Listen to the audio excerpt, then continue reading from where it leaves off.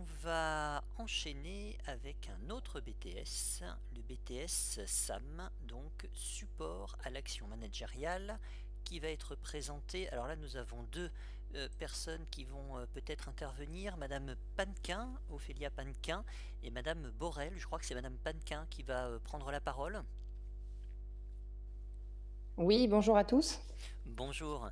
Donc là, on est sur un BTS dit support à l'action managériale. C'est un BTS qui a changé de nom et qui peut-être va changer de contenu également et peut-être était connu de la part de certains de nos auditeurs et qui aujourd'hui ne l'est plus en raison de cette évolution du nom.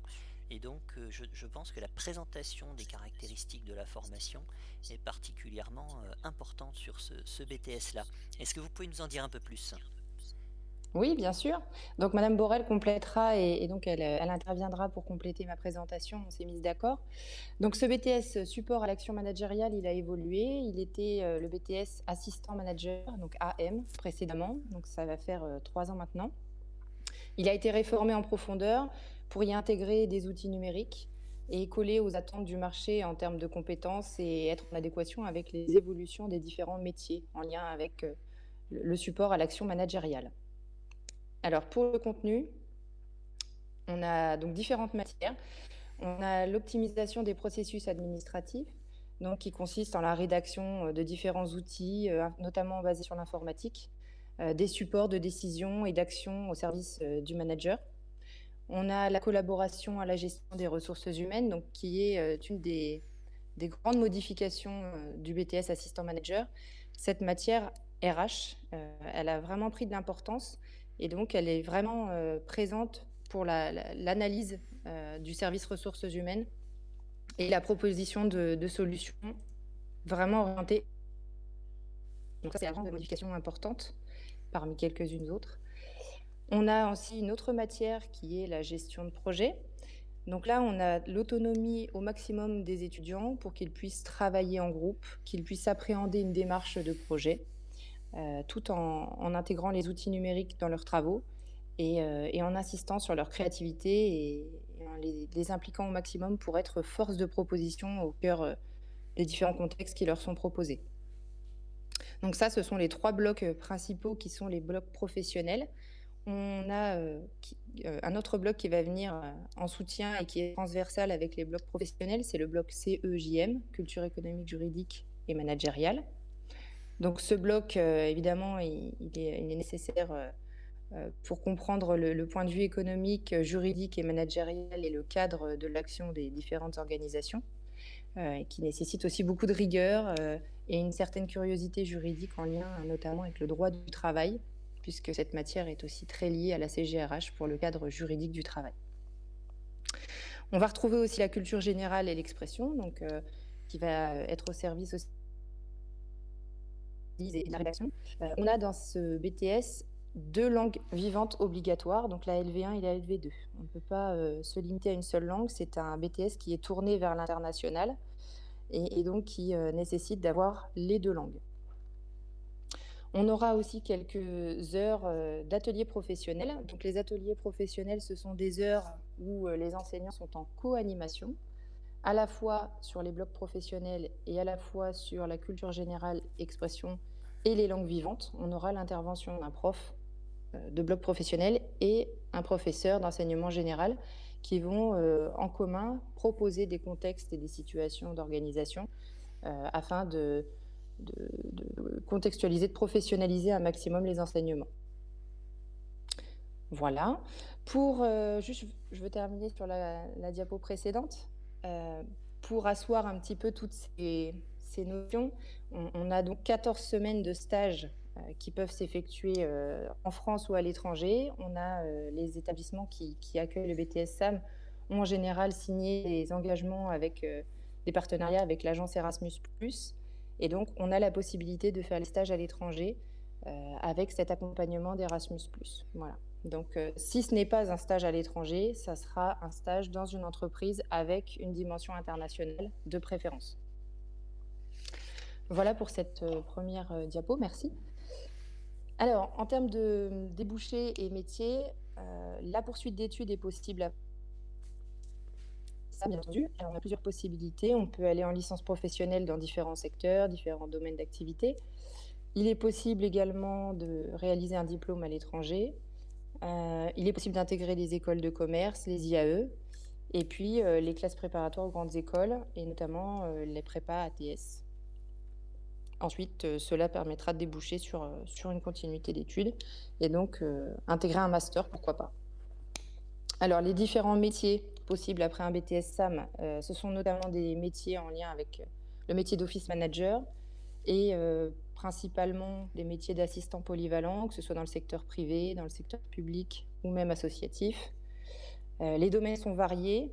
Ces postes peuvent être occupés dans le domaine juridique, dans les ressources humaines, marketing, la communication. On a aussi des étudiants qui partent ensuite dans des services de hygiène, qualité, hygiène, sécurité, santé et environnement, et puis des secteurs bancaires, immobiliers et autres. Donc ça, c'est pour la partie métier envisageable. La façon dont on recrute. Alors, pour entrer en BTS SAM, il faut déposer un dossier sur Parcoursup, exclusivement sur Parcoursup.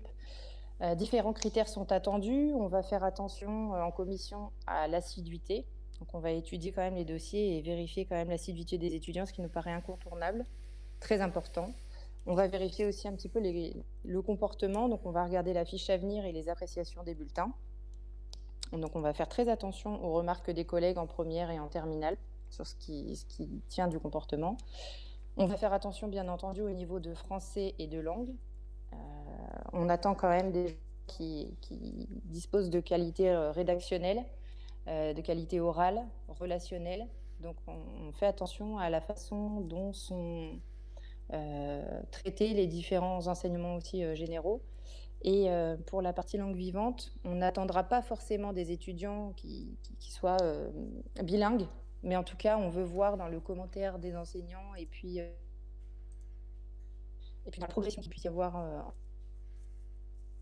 par exemple, de voir quelqu'un qui est en envie de progresser, qui soit vraiment orienté sur une démarche de progression et qui soit en tout cas valorisé sur les commentaires, puisque même si la note n'est pas extrêmement bonne. En tout cas, le comportement dans les langues vivantes, pour nous, c'est très, très important. Et comme je le dis encore une fois, on n'attend pas forcément des bilingues. N'ayez pas peur pour les élèves.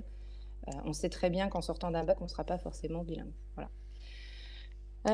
Ensuite, on fera très attention à la cohérence entre le projet professionnel et la formation, d'où l'intérêt de soigner la lettre de motivation sur Parcoursup. On lira très attentivement les lettres de motivation. C'est quand même un BTS administratif, donc on fera attention à la façon de s'exprimer, à la syntaxe, à l'orthographe. Et on n'attendra pas forcément non plus un copier-coller d'une lettre de motivation lambda trouvée sur Internet. Voilà, on aimerait quelqu'un qui nous apporte des arguments, qui nous montre un petit peu qui il est au sein de cette lettre de motivation. Voilà, tout en étant honnête et en démontrant ses réelles motivations. Alors ensuite, qui cherchons-nous pour intégrer le BTS SAM? Donc on a un certain profil d'étudiants que l'on recherche principalement. Donc on recherche, comme je l'ai dit, des gens qui sont capables de s'exprimer à l'oral, à l'écrit, français et à la fois dans les deux langues vivantes.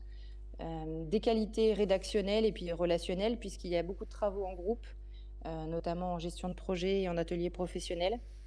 Donc on veut des gens qui soient aussi en mesure de travailler en autonomie, mais aussi en collectif. On cherche aussi des personnes qui sont plutôt à l'aise avec l'utilisation des outils numériques et bureautiques. On cherche des personnes qui sont motivées, bien entendu, intéressées par les stages à l'étranger, qui représentent une vraie force sur les CV, pour ensuite intégrer le marché du travail ou poursuivre en études supérieures. Et puis, des gens qui sont curieux de découvrir de nouvelles cultures, de nouvelles façons de faire, de nouvelles organisations du travail à l'étranger. Voilà, on souhaite des gens qui sont ouverts d'esprit. Des personnes qui ont un goût pour la communication, qui aiment prendre des initiatives et qui ont un attrait pour le domaine juridique, économique et le management, notamment en lien avec le CEJM et puis cette matière CGRH, collaboration à la gestion des ressources humaines, qui nous permet aussi d'avoir une ouverture d'esprit sur l'aspect juridique de la relation de travail. Donc si vous vous êtes reconnu dans ce portrait ou si vous voulez plus de renseignements, n'hésitez pas à vous rendre sur Parcoursup à partir donc du 20 janvier pour l'inscription en BTS SAM via le portail Parcoursup. Parfait, merci beaucoup pour cette présentation. Alors, il y a une question qui a été posée concernant d'autres BTS, mais qu'on peut transférer sur le BTS SAM. Y a-t-il des politiques finalement de quotas en fonction des origines des élèves? Alors c'est toujours une question délicate de parler de quotas ou de barrières, puisque les BTS sont a priori ouverts à l'ensemble des bacheliers. Est-ce que pour autant vous avez, vous, si ce n'est une habitude, mais en tout cas une visibilité sur un peu le type de profil qui rentre dans les BTS SAM?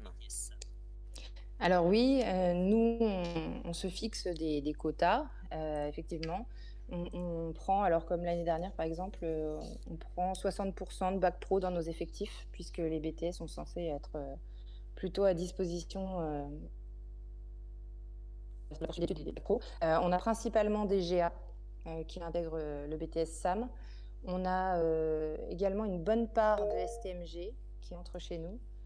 Mais ça s'explique aussi par le fait que nous, on en fasse la promotion auprès de nos étudiants, enfin de nos élèves quand on intervient en première et terminale. Et on a quand même aussi quelques personnes qui interviennent, enfin qui proviennent du général. Mais D'accord. principalement, on a des gens qui viennent de GA, quelques personnes de commerce, mais très peu, et qui en général sont là par défaut parce qu'ils cherchaient plutôt à intégrer un NDRC ou un MCO. Alors, donc là, ce sont des chiffres qui sont valables pour Sens. D'ailleurs, je vois que j'ai oublié de vous présenter tout à l'heure. Donc, vous êtes enseignante au lycée Jeannot à Sens. Tout à fait. Peut-être qu'au lycée Montchapel, la philosophie ou l'esprit est différent ou similaire. Madame Borel? Oui, bonjour. Non, c'est le même esprit, simplement les quotas, puisqu'il faut parler de quotas, sont différents, peuvent être différents d'un établissement à l'autre. Par exemple, nous, on est un peu moins contraints sur les bacs pro, même si on doit être à 40 ou 50%, je crois, en ce moment. Quelques bacs généraux seulement aussi, comme partout ailleurs, pour le reste des STMG ou d'autres bacs. En bac pro, on accueille aussi assez souvent des bacs pro arcu, commerce aussi, comme l'a dit la collègue, et puis généralement tout bac en fait. Bac sur ce BTS du moment, comme l'a dit Madame Panquin, qui a la motivation, l'envie de progresser. On n'a pas un niveau d'exigence de niveau de départ très élevé du moment que les étudiants sont motivés pour avoir leur BTS.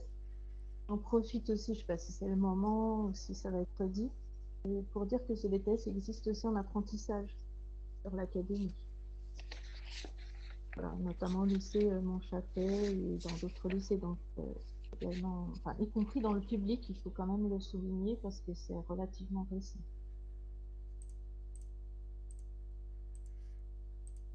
Très bien, merci pour cette précision.